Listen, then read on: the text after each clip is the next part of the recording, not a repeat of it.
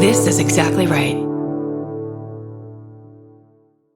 The Hulu original series Furious is coming to Hulu and Hulu on Disney Plus on July 27th. Starring Emmy Rossum as Alice Black, Furious follows a rookie FBI agent on the hunt for Catherine, played by Lola Pettigrew, a mysterious and calculating female serial killer. While Alice upholds justice, Catherine kills for it, terrorizing the rich and powerful men of New York in her pursuit of vengeance. With secrets that change everything, Alice discovers there's a thin line between hunter and prey. Watch the Hulu original series Furious on July 27th. Streaming on Hulu and Hulu on Disney Plus for bundle subscribers. Terms apply. Goodbye.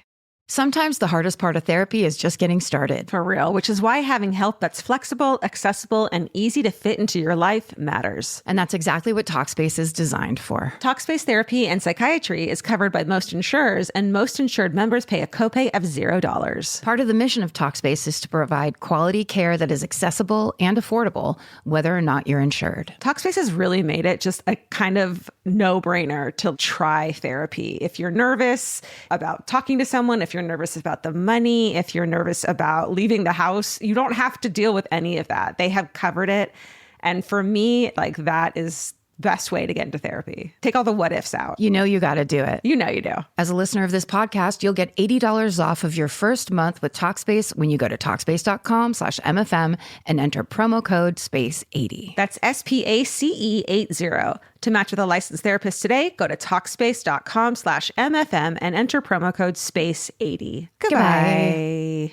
If audiobooks are your thing, or if you've been meaning to listen to more of them, you should check out a podcast called Earsay, the Audible and iHeart Audiobook Club, hosted by Capone. Each episode spotlights standout audiobooks on Audible across all kinds of genres: sci-fi, comedy, romance, thrillers, and more, with Cal talking to guests who help break down what makes each story worth listening to. It's a fun, easy way to discover your next great audiobook. Check out Earsay on the iHeartRadio app, Apple Podcasts, or wherever you get your podcasts. Goodbye.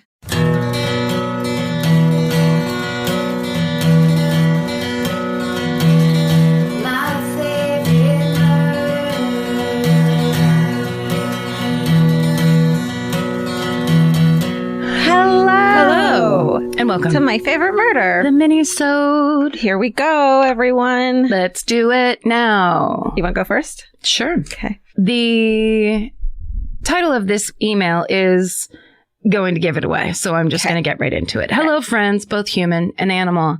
Thank you for making my weird true crime obsession normal and hilarious. No problem. Ditto. Okay, we all know you're awesome. Let's get into it. Hey, let's speed through that part. When I was 23, my live-in boyfriend and I broke up for the first time, I was living alone with just my amazing pup, Joey. In parentheses, it was the fucking best. My house was a dream and within walking distance to all my favorite things, yoga studio, coffee shop, and all my favorite bars. I'd been there for about a month when one night after running home from a bar drunk, and then this is in parentheses. Yes, I used to literally sprint home after drinking too much. Oh, your early 20s. And that is so true. Yeah. When I couldn't afford, usually I'd be too late for any public transit and could not afford a cab. And that was back when cabs were impossible. All right. I would run home. I did also, that a lot. like, I'm scared of walking home in the dark, so like somehow running felt faster. I mean, felt safer. Yeah. I remember one time walking up over the most insane, Telegraph Hill was just the most insane, like straight up and down San Francisco Street to get from the Castro basically over the hill to the Upper Haight where I lived. I had to walk straight uphill for like an hour. You know what I'm talking about? I do. Then you come around the side of that weird park. Yes. Yes. And I was so drunk that by the time I got up and was walking on flat surface, I realized I was still holding a drink from the bar. And I hadn't spilled that much of it. I finished it and then ran up to a apartment building and swept my hand down all of the buzzers and ran home. Oh my God. So it's like 2:30 in the morning and I woke up everybody in the building and ran. It's that thing when you're in your 20s and you think you're a manic pixie dream girl, but really you're just a fucking asshole. You're just a drunk fucking asshole. You're just a bane of everyone's existence. Yeah. But in my mind, I was just like, can you believe me? So quirky. I'll just do things. I just like do wild, quirky things. Inside that building were people who could afford to live at the top of Telegraph Hill. Yeah. They were at 2:30 in the morning on a Thursday night. They were getting ready for Friday morning work. And I was like, bzzzt oh my God. to everybody. Okay, sorry. I'm actually in the middle of reading an email. I woke up around this got me. I woke up around 3:30 a.m. to my pup sitting up alert and not making a sound. That's fucking scary. Yeah. When the dogs go into pointer mode and they just stare out the window, it happens a lot at my house.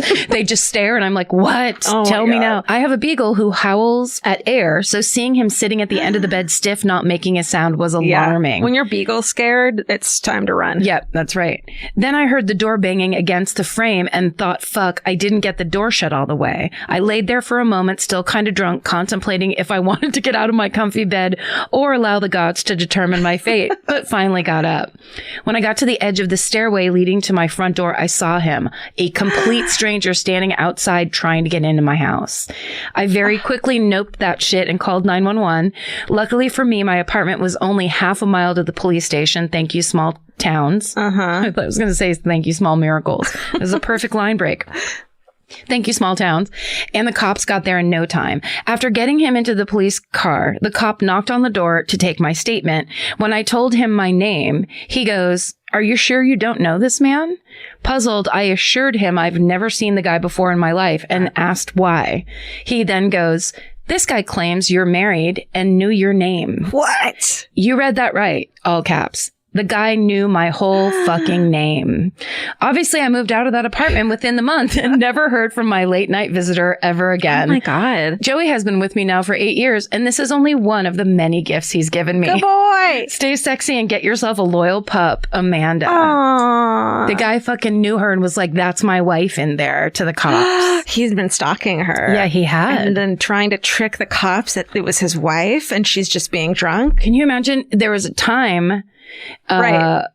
And maybe we might still be in it, where just because that guy was the man, he would have been believed. Yeah. And the woman would be like, guys, she's crazy. She's drunk. Look at her with her Yeah, dog. sorry, she gets like this. She loves to drink. She's mad at me. Down the street at the bar I've stalked her at.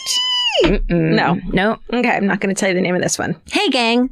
My parents grew up in Alberta, Canada, but moved to the San Francisco area to start our family. One night when I was in 2nd grade and my older brother, Timo, was in 4th grade, somebody rang our doorbell. We both went to the door and greeted a man in his 40s who told us that he was an old friend of our dad. Yes, I know, red flag, strange man at the door, but our parents were home and Dad confirmed that this was his childhood friend whom he hadn't seen in over 15 years. We'll call this sketchy friend Curtis. Curtis chats with my parents for a bit and asks if he can stay for dinner. Super chill. Just have your Canadian friend show up out of the blue at your Californian home and invite himself over to dinner. My mom says, of course, and we pass a relatively normal evening with Dad's weird friend. He left later in the evening. A couple days later, I get pulled out of 2nd grade class and escorted to the principal's office. Young me is thinking, holy shit, what did I do? Because nobody will tell me what's going on. When I get to the office... Did you write fucking very small letters in the bathroom? Well, the police are here. Everyone. When I get to the office, my brother's already sitting there. So then I shift to, holy shit, what did he do? The principal tells us that he is going to drive us home because my parents need to see us. And then it says in parentheses, again, kind of a red flag. Do kids get into cars with the principal anymore? I don't think so. Turns out Dad's bud Curtis was on the run. Back in Alberta, he had killed his wife, then burned his house to the ground before fleeing the country. The investigation was a few days behind him, and the police were talking to anyone they thought could be affiliated with Curtis who lived in California, since they knew that's where his credit card had last been used. Ding, ding, ding. We fed that motherfucker dinner. Ooh. Upon learning this, my mother was seized with panic and decided for some reason that he was, quote, after the children, and called the school to have us brought home. The investigation moved on, and eventually the trail went cold. We never heard from Curtis again, but my dad thinks he was probably on his way to Cabo or something and wanted to eat dinner without pinging his credit card. Ooh, smart. So smart. Thanks for reading, and thanks for everything you guys do. I've had your guys' voices in my head the last few years telling me to fuck politeness when the occasion calls for it. You guys inspire me to be stronger and more of a badass every day. Oh. Stay sexy and don't invite murderers in for your family dinner. Maddie. I think that was smart. I mean, we don't have a true sense of what year this was, right? Yeah. But I think that was smart of the mom, because you don't, why not pull everybody in and just double check? Totally. Because it puts me in the mind of every, kind of crime procedural or whatever, where it's like now cut to the child walking home. Yeah. And it's also like bullshit. You had this psycho murderer in your home he knows your children's names. He knows like where their bedroom is. He knows things about your family, and he was totally fine killing his own wife and burning the house down. Right. Who the fuck knows? Maybe he's like trying to get rid of evidence, and that's your kids. Scary. Ooh. Yeah. That's a very upsetting gray area for that family to be in. Because the difference is you're either going to overreact or you're going to make the worst mistake of all time. Right. You choose. Overreact. Think of the children. Always overreact. You are supported by 2 lunatics. Again, the title ruins it. Hi, ladies, mustache and pets. Love the show. Let's rock. The current small town I live in typically never has anything exciting, well, at least true crime-wise, happen. One day, I thought I'd ask my grandmother, who has lived in this town for over 75 years, if anything interesting had happened. And she said, I haven't seen anything interesting in this town for 75 years. Sorry. That's not true. It says, instead of telling me about a murder or a kidnapping, my gram decides to tell me about someone she went fishing with. My first thought, why? As a kid, my gram lived in Chicago, and when she was around 5 to 8 years old, that's a grandma memory. Yeah. She's like somewhere below 10 and above 5. Her family moved up north along the Illinois-Wisconsin border, where her family bought and ran a hotel on a lake. Fun. She continued on and mentioned how one time she went out fishing with her father and brother. They were fishing for about an hour or so when a boat pulled up alongside theirs, and she heard a man ask her father, and her brother if they had caught anything. She looks up, and who does she see? None other than Chicago mobster fucking Al Capone. Yes. Oh, I'm sorry. I read that wrong. Al fucking Capone. She said he was all dressed up and had several men on the boat with him, most likely bodyguards. What? She added that he was very nice. I'm sure. He kept asking questions about the day's catch, and he finished the conversation by inviting my gram and her family over for dinner at the hotel he was staying at. What? I mean, how do you nicely say no to Al Capone? My great-grandfather made basic chit-chat and then hightailed it the fuck out of there. They obviously didn't end up going to dinner with Al. My brain is still boggled by this tiny little tidbit of info. Graham just told the story so casually, like it was nothing. If that were me, I'd scream it from the rooftops. Yeah. I'd be screaming from the rooftops who I met. Stay sexy and don't go fishing with syphilis-bearing mobsters. Hannah. Syphilis-bearing. Like the 3 wise men. Yeah, that's but his gift. Syphilis, yes.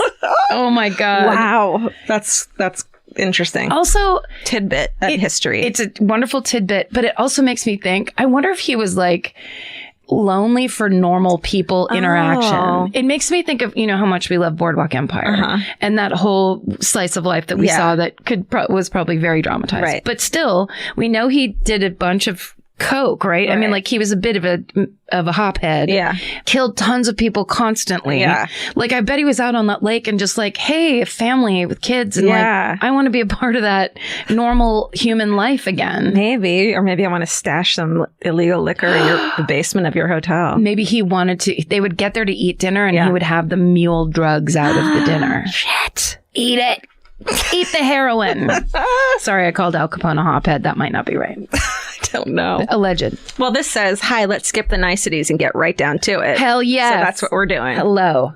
A few years ago, I was working for an optometrist as his medical biller, but would occasionally work the front desk to check patients in.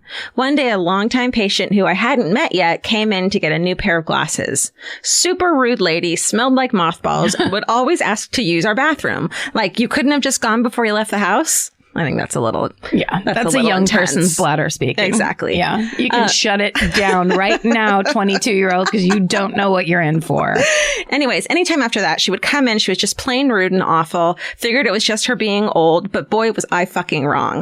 Apparently, this woman murdered her 81-year-old husband and hid his body in the basement of her home for 6 months. Shit. Yep, you read that right. This woman claimed she killed her husband out of, quote, self-defense with a hammer, hid his hid the murder weapon and wrapped his body up in plastic bags and kept him in the basement. He was still working at the time at a nearby hospital doing a medical research report when a colleague of his noticed he wasn't meeting deadlines, but his key card was still being used to get into the building. Ooh, creepy. Yeah. Seeming suspicious, they send the state police to do a welfare check on him, and when they arrived, she refused to let them in the house. Later on, they get a search warrant and found the body, the weapon, and a diary she had kept documenting everything. She stated in her diary that they were having an argument about housework while he was working on their kitchen and grabbed said hammer and killed him. That's not self-defense. No, that's a crime of passion. Right. Granted, it's probably not too hard to kill an 81-year-old, but still, she was able to post her bail, which was set at about $1.5 million.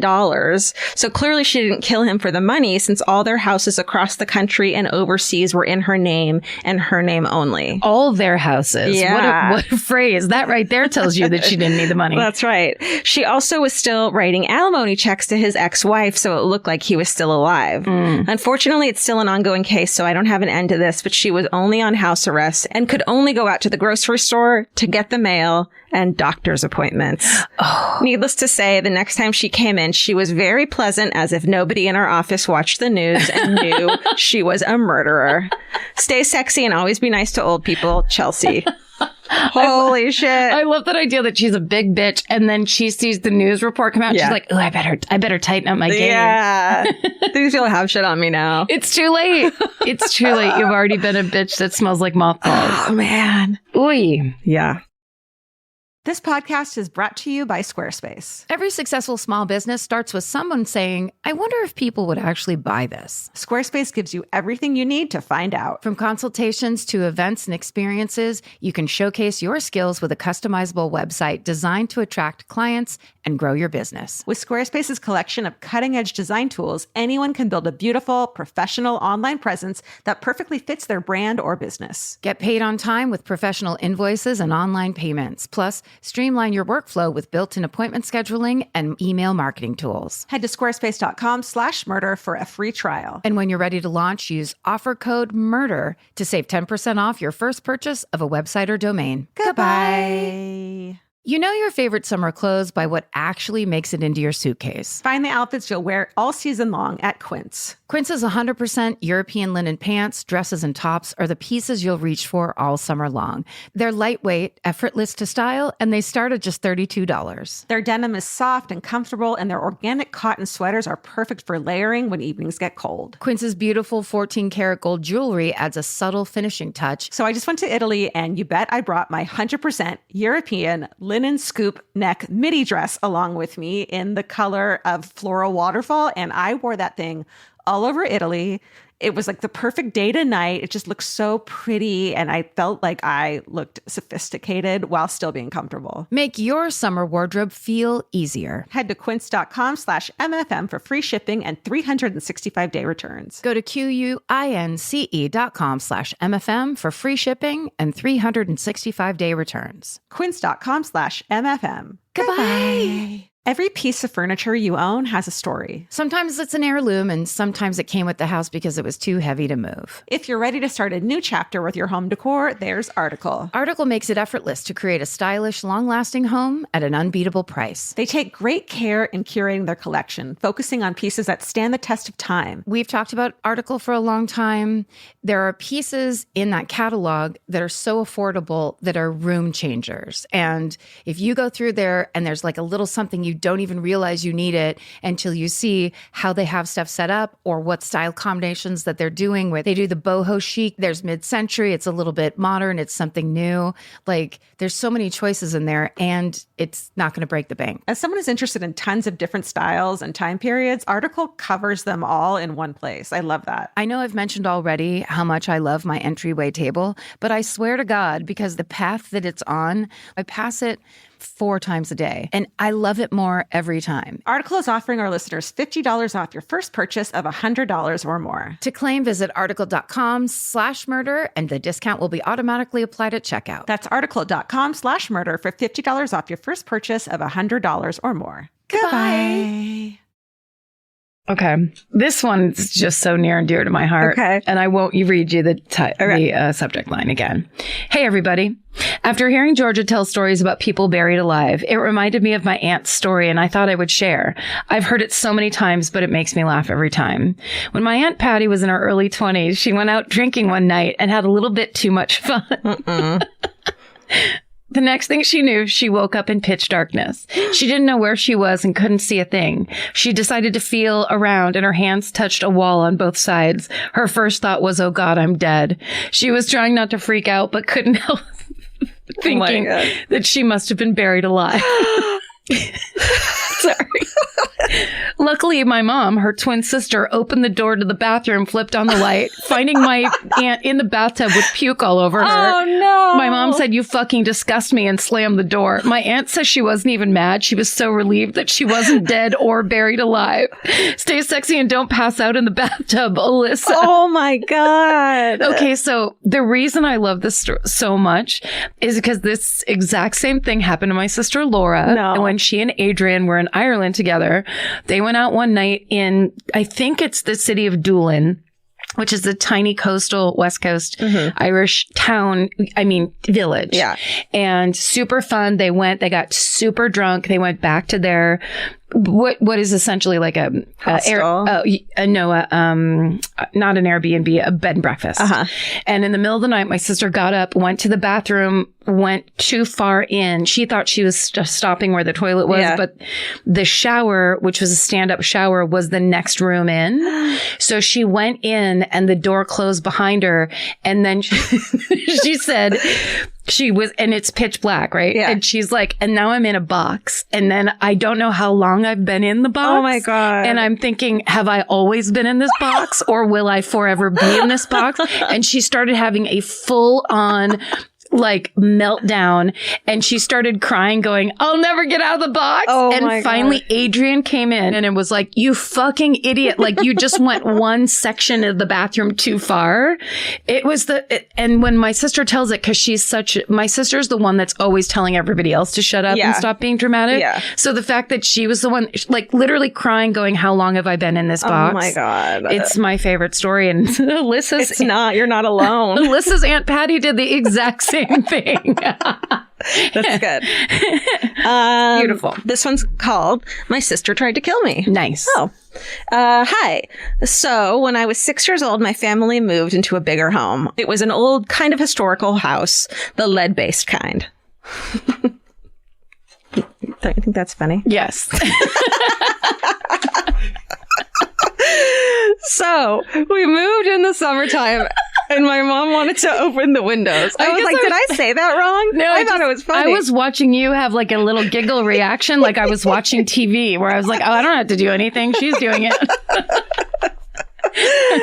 So we moved in the summertime, and my mom wanted to open the windows. For some reason, the people who painted the walls also decided to paint the windows shut. Yes. AKA every apartment you've ever rented in your life. 100%, where you're just like, if I could just crack it a tiny bit. Nope, we painted it shut. Yeah. My mom, being the handy woman she is, decided to use a flathead screwdriver to pry open the windows. Well, this was about 1999, when all moms wanted to do was sit on the phone and gossip. So when my aunt called to talk to my mom, she left the screwdriver sitting on the windowsill and went to the kitchen to chat away. Now, here I am laying on the floor in front of the TV, minding my 6-year-old business, when out of nowhere, my 3-year-old sister, all caps, stabbed me in the face with the screwdriver. Holy shit. She got me about 2 inches under my right eye, just barely missing my cheekbone. I grabbed my face and immediately ran to my mom, who did not want to be interrupted. I know this story. Yeah, this is you. I was standing in front of her screaming, Mommy! And when she turned and looked at me after what felt like an eternity and yelled, What do you want? I put my hands down from my newly pierced face to show what had happened. She promptly took me to the hospital after making sure to say her goodbyes first. All right. Okay. I'll talk to you soon. Flo, I gotta go to the hospital. Very good. Bye-bye. Where the doctor proceeded to glue my eyes shut. They didn't want to stitch my face and leave a nasty scar, so when I was laying down, they applied the glue, gravity did its thing, and my eye was stuck. Jesus. They wouldn't let me leave until I opened my eye, and they made sure no extra damage was done. Good. I can't quite recall the repercussions my sister suffered, although I'm sure it was none because she's the favorite. Uh-oh. We still talk about this event to this day, and I always promptly remind her how evil she has the ability to be. Anyways, stay sexy and don't let your 3-year-old play with screwdrivers, Meg. Good God. For a second, I thought it was the older sister where I'm like, this is dark. This is a dark ending, but it's like, oh, just a wild toddler. I feel like 4 years old and under is 3-year-old and under is like stabbing accident. Yes. Is okay. Well, also, I remember being that age and wanting to, like, it was almost like you didn't think other people could get hurt. Right. Like you would hurt them just to see what they would do. I would anyway. Yeah. We're just like, what's this do? But if somebody did it back to me, I would immediately start crying. Screaming. But it'd just be like, well, you're not me, so this must be fine. I'm going to put this in your face. Yeah, little. Let's see what happens. I'd love to know what TV show was on the screen that maybe that was the inspiration for the 3-year-old. 1999, so it was like Rugrats or something. Yeah. Yeah. Or they were watching Murder, She Wrote. Yeah, something with more murder suggestion in it. This Old House with screwdrivers everywhere. Evil This Old House. Send us your weird stories about your sister and about, waking up in weird places. Yeah. Any kind of, also, we've asked for this a million times, but like when grandma just drops some crime on you, and because she doesn't think it's a big deal that she hung out with Al Capone. Totally. Those stories are treasures. Send those myfavoriteMurder@gmail.com. Treasure. Thanks, guys. Stay sexy. And don't get murdered. Goodbye. Elvis, do you want a cookie? If audiobooks are your thing, or if you've been meaning to listen to more of them, you should check out a podcast called Earsay, the Audible and iHeart Audiobook Club, hosted by Capone. Each episode spotlights standout audiobooks on Audible across all kinds of genres. Sci-fi, comedy, romance, thrillers, and more, with Cal talking to guests who help break down what makes each story worth listening to. It's a fun, easy way to discover your next great audiobook. Check out Earsay on the iHeartRadio app, Apple Podcasts, or wherever you get your podcasts. Goodbye. The best time to think about home security is before you need it. That's exactly why there's Simply Safe. Traditional home security only alerts you after a break-in has already happened, and that's too late. Simply Safe is changing that. Simply Safe's US-based live agents identify threats on your property and help deter them so intruders never get to your house. The system is customizable so you can build one that fits your home and your specific needs. The 24/7 professional monitoring is effective and affordable and won't lock you into a long-term contract. I think that's what's so scary for so many people is that long-term contract. And like, whatever turns out you don't like it or need it, but they don't have that because they know you'll like it and you'll know that you need it and feel so much safer when you have it. Like at this point in my life, I would never go without a security system on my house. I just feel safer with actually having Simply Safe around. There's a whole staff at Simply Safe that's waiting to talk to you and help you out. Right now, you can get 50% off your new system by visiting simplysafe.com/MFM. That's half off at simplysafe.com/MFM. There's no safe like Simply Safe. Goodbye. Cheap Caribbean's Jet Set July sale is here.